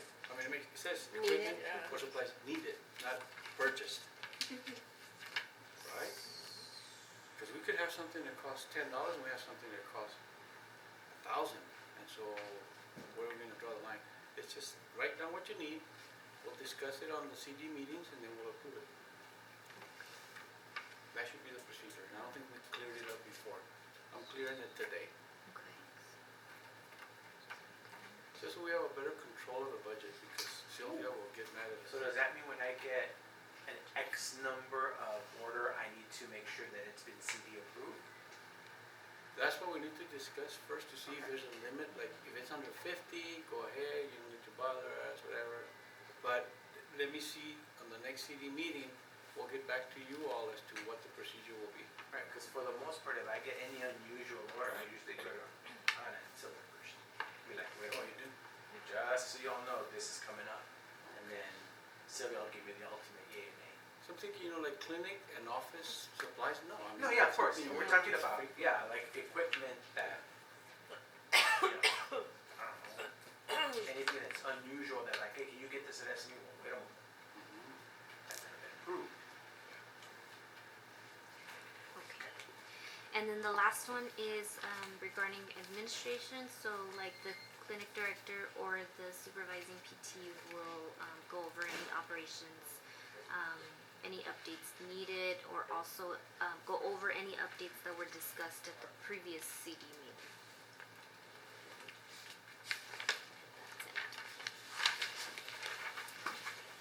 For the bi-weekly marketing case management conference call, the attendees are the public relations and business development director, case management, the office coordinators, the director of operations, and administrative services director. We do the conference call, and the information that you're going to gather, you want to try to gather it the day before, so Monday before you leave, just so that it'll already be in the system, so it can be reviewed for the next day. Even though we are only doing it bi-weekly, Margot has asked if we could still do all 4 weeks. So like even though we didn't meet, let's say last week, still enter that information so she can review it and the directors can review it if they need to. So the purpose of the meeting is to discuss the referrals that we received for the previous week. So your pending appointments, odds, what and why we've lost them, and the number of empty letters that were sent. And this will also help us get an idea of what the weeks are going to look like, or if we see a trend that we're, decreasing in calls or faxes or new patients. For case management, I'll discuss any insurance patterns that I see, any pending auths for the clinics, and then I also review the new patient log for the prior weeks and prior months, just to make sure that we have noted whether, more so for the pending is what I look for, to make sure that we at least try to get them in. Then the OCs will talk about the referral analysis, and that's your goals, your plan of action. The top referring physicians for the past 3 months overview, as well as the last month overview. For the clinic plan, this is based on your referral patterns. So what internal marketing is being done within your clinics, any wow factor that you're doing, refer a friend, any thank you notes that were sent by your therapist, how many did they send, who they sent them to, as well as any therapist and staff engagement, and how they're promoting the services, and any patient issues or concerns. So for instance, if you're having issues with the parking, or patients are no seats for the patients, or anything that you're finding can be discussed at that time. And then the marketing director will discuss, she'll give clinic-specific reports, she'll give any intel that she has, she'll discuss any upcoming physicians' visits, luncheons, and then that part is what will get discussed at the following week's whiteboard. And the file is saved and public under share. Questions? And then for the progress notes, so the goal for the progress notes in the Tier 2 procedures is, the visits are financial and public relations. So we want to make, go ahead. What time is that meeting held? Is that stated? 2:55. It's in the 2:55. form. Oh, It's in the form, but It's there? you can hardly On the see it. form. It's on the form. But it is 2:45 p.m. you can't see it. Right there. 2:45. Right. Tuesday. Oh, yeah, it's there. Ah, 2:45 Ready p.m. to Santa's now we can see it. But no, let's add it, conference call, bi-weekly, every other Tuesday, bi-weekly. At And Margot 2:45. sends out Outlook reminders too. Does your operations director ever input into those meetings? No. Unless they're Get silent. after him. I need to attend those meetings. I'll try. Please talk to yourself. It's time to have a meeting, a personal meeting. I'll make sure. Okay, so, any questions on that one? We'll go forward with EPTS progress note procedures. Who's got that privilege? Oh, Okay, so the goal is, the visits are what gives us our financial and public relations. We want to do the progress notes so that way we can try to get these patients back, especially if the therapist is recommending continuation. So the receptionist will schedule the patient for the progress note in Optimus PT when either the patient is on their 3rd to last visit or if we know of an upcoming doctor's appointment. If it's unknown when the patient's next appointment is, on that day you've scheduled them, ask them if they haven't already told you prior to that. If they do give you an appointment date, there is a section in Optimus under the episode of care under next physician visit where you can put that date. If no doctor's appointment is scheduled, then the auth expires date that's given for your visits, use that date so that way the clinicians know that you are asking for those appointments. If the patient does not remember when they have an MD appointment, call the doctor's office for them, and at that point you can also find out if, like, let's say the doctor's office says no, but they need to schedule an appointment, then you can let the patient know. Okay?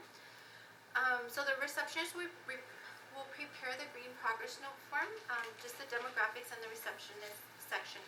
And on this form, it's a form that was updated. It was a combination of the 3 clinics forms. It's a lot. You know, you say green and no one has it yet, right? Or No, yes? not yet. Just No, East? just Okay. East.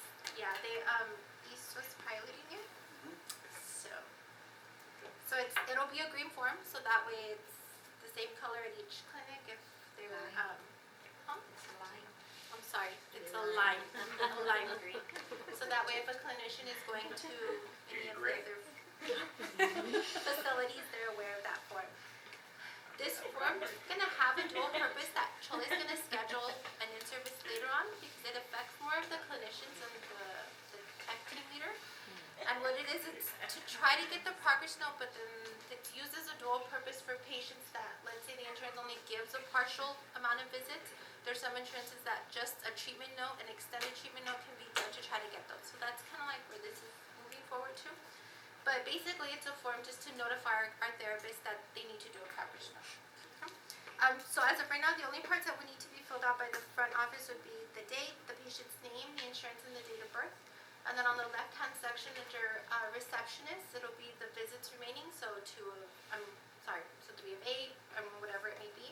If it's a conference for more than 2 weeks, if it's an extended daily treatment note for the additional visits, that'll be one of those ones where we're trying to get the additional visits. An example would be for WellCare or AmeriGroup, or if it's an actual progress note to the doctor to try to get additional visits. So for the front, that's the only parts that need to be filled out. Then the other parts are for the team leader and for the professionals. Questions on that? And when are we gonna start this?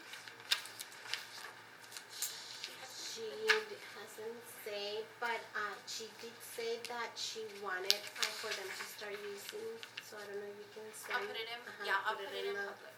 Okay. So that way you can get your line, Your lime green. your line Darn, green that's what paper. color I do my evals, we're gonna have to change them. Oh, That's okay, I have other colors. so that everybody knows it's for a progress note.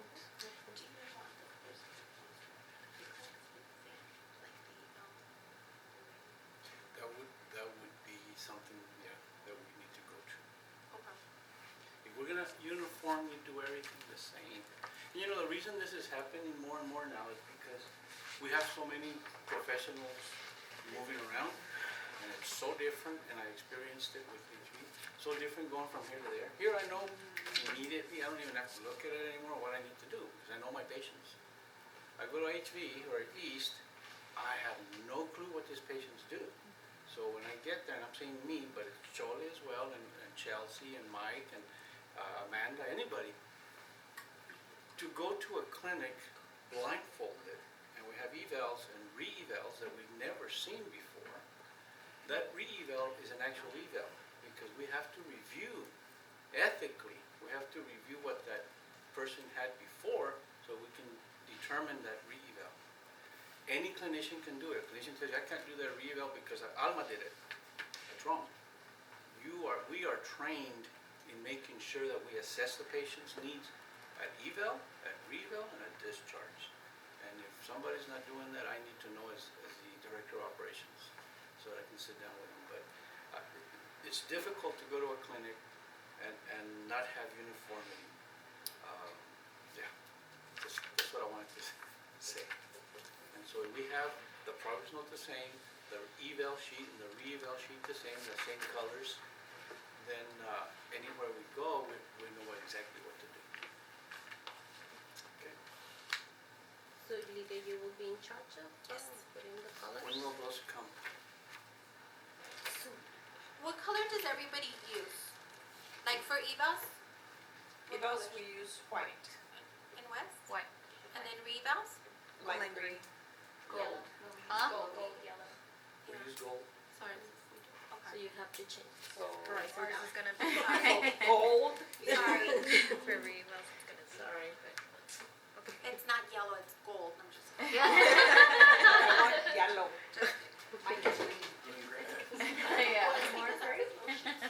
But then Isaac's flow sheets are the gold. Here our flow sheets are all clear. And at each therapist has a different color. See, and then with Isaac, I started doing them in gold because Lily's were blue. So I can suggest flow sheets See, in what white we now. have here is the flow sheets are all the same, but the chart is different. The patient chart, like I have blue, Anthony has green, and Amanda has yellow. That's For the right, 'cause you all folders. put them in a folder. Yeah. That way, you see a folder up anywhere, you know it's yours. You know it's a patient that belongs to Rudy or to Amanda, because the chart is that color. Maybe you want to consider that, but to me, that works very well. It outstands. Unless the charts are colored in the paper. Oh, See, we I can saw that at HV, Rosie. Mande? I saw that HV that was different colored flow sheets, and I thought, what do we need to do? No, that's why, because What do we we're- do? Lily was doing, we had her in blue and Isaac in that gold Yeah, color. But now we switched them all over to gold, and then when Torda was going, she wanted hers in orange, so there's some that were orange. So now we're trying to put all yellows. I want mine in red, white, and blue. We will do that. No, I'll adapt to anything that clinic has, but let's try and make it uniform. I think it'd be So a the good idea revals in gold, to Revals consider, gold. evals white. consider the flow sheets in the chart, because it's also HIPAA compliant. Yes, agreed, but then we'll be looking for 2 weeks I mean, instead of just one. Not if you're. It goes smoother than you think.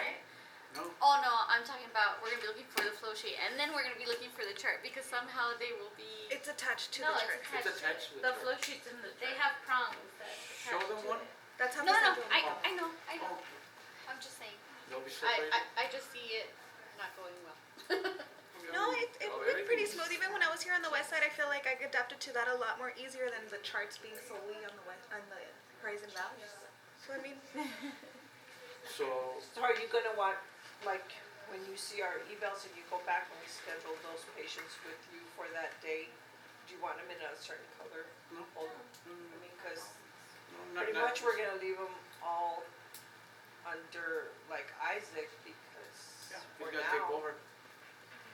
So do you want us to put them in a folder or no? I wanna see what you guys wanna do uniformly. If this works and you wanna stay that way, that's fine, but I'm saying, then a floating therapist doesn't know. Like, if I go there, am I gonna get a color? You get the white sheet. You get white. Oh. And it's You don't get to choose the color.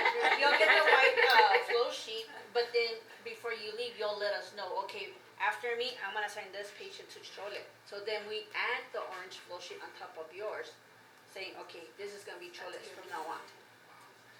To me, that's a lot of work. I know 'cause that If you is. just have a folder, doesn't matter what flow sheet, just put it in there. And Yeah. the folder's the color of the therapist. Yeah, like when Chelsea comes, she's just like, she'll do the eval and she'll just say, okay, Rudy Anthony, and I'll know, put it in a What green color? folder. It's just because of, all I'm saying that the only reason it's a concern is because of the high volume of patients that we see. And when we are double and triple booked, how I see the techs scattering all over the place. And then if something falls out, I'm just saying, I see it as it's gonna mix up a lot. But if they're already I'm just saying, chaotic, why not add try more. to see if, well, not add more, maybe this is a solution to that Yeah. chaos. And it's not a Because chaos. you're gonna So she put can the see it. prongs and that Well, flow she sheet's gonna be knows, she's pronged seen into it. the folder, so it's not gonna fall out. Yeah, there shouldn't be Right? anything that's Cause not you use attached. prongs? Yeah. I think you were here, I'm not the one. Yeah, I think it's great for a low volume office. Our office is very high and I flow don't see the sheets. difference, But there's no if whether it's difference. high or low. You guys are, no, I love it. I just think that it'll be harder to find the flow sheets since we have that issue at our They office put the patient's already. name. But it has the name on the chart. It's To easier find to it? find it. I don't understand. But it has the patient's Well, name. maybe on you it. wanna, Or, well, they get separated or looking for them, it's just. Because See, I'm not following you. With, like with Chole, She's not gonna she's get. not gonna want the whole thing, the folder and all that. She's gonna want this on the wall, wherever, that's it, she'll know, okay, that's my patient, it's orange, there we go. She That's goes, HIPAA, and then, that's HIPAA violation. no, but it's turned. It's turned There's around. nothing in the back. But a patient can turn it around and look at it. No, there's always someone around there, no. Okay, well, like I said, keep whatever you have. I'm just saying it's difficult for a floating therapist to get used to it. Right. That's all. But let's keep what we have. Let's not cause any more chaos. But we will have the same color re-evals, evals, and progress notes. And our goal should be paperless. Evil. No. Yeah, how long have we been here? I like to play devil's advocate too. No, see, for that, we need a tablet for every, Yeah. every therapist and for the techs. And, you know, there's always damage control, it's expensive. Right. But it's something we should go to, I agree. I don't know if it'll happen in my lifetime. It's not realistic in this setting. No. It's It's just too difficult. much, too much traveling room to room. No, I don't know. maybe. It could happen. We're talking about it. Well, I'm just saying, like, let's not add more paper, let's go that way. Go ahead. It's up to you guys. You wanna keep it like that? We're gonna do the folders, like the folder idea, because a lot of times, yeah, they're turned around, but still. And You see, know, the only or thing, they're on the table and you have two patients on the table, you know, they face them down, but what is it that the patient's not gonna go in? and the only thing that goes in that, in It's the just the folder flow is sheet the and flow sheet. And the. Any new paperwork that you need for Yeah. that day will go in there as well, but at the end of the day, everything that's in there gets scanned in and put in Optimus, and only the flow sheet stays in there. Right. Like, what do you do on days of, like, let's say a reval? Do those papers go in there too, or what? Yes, They for do. that day, Uh-huh, and they go in a pocket. uh-huh. At the end of the day, everything gets scanned in and it's just into the file. We Oh, so get the rid of the folder goes in paper. okay. So evals, we put them in we keep their folder, Oh, okay. and then we See, put that makes evals. So like nothing this. falls So we have out. the eval pack that I create. Re-evals, they already have their folder, we put them in this, but they go this way, so that they know, and then all their paperwork is in there. So like this one, it's a re-eval, so then she puts the photo flag so the techs know, and then she has our gold sheet, so that they know, the techs and the therapists know it's a re-eval. And then everything just goes in their folder, and then it goes in a packet, so we know it's a re-eval. So you have the re-eval under another form? It's a new order. We have it's a new order, so that's how we have the yellow sheet is to signify that it's the re-eval. Because we put our re-eval on top when the plan of care is expired. And then when they bring in the new referral, we'll do the re-eval, and then that's how we'll do it. We'll have the new referral on top of the gold paper.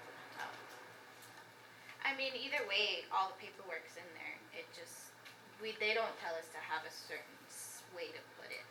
I mean, they're gonna go through the paperwork either way, so we know they're gonna see the re-eval sheet or whatever it may be. And then Jessica puts the note on the top of the re-eval sheet, new prescription, or new order, or, So if Remaining West and visits. Horizon are gonna do that, East is okay, they don't do it, but talk to Chola and see if she'll consider it, because I think that we need to be uniform. And if she doesn't wanna do it, that's fine too, no big deal. I don't go there as a float, but I imagine I will eventually, something will happen, and I'll just ask you guys. You want me to go next week? Yeah. Okay. Change it to a folder. No, No, it's okay. Done. I'll be there.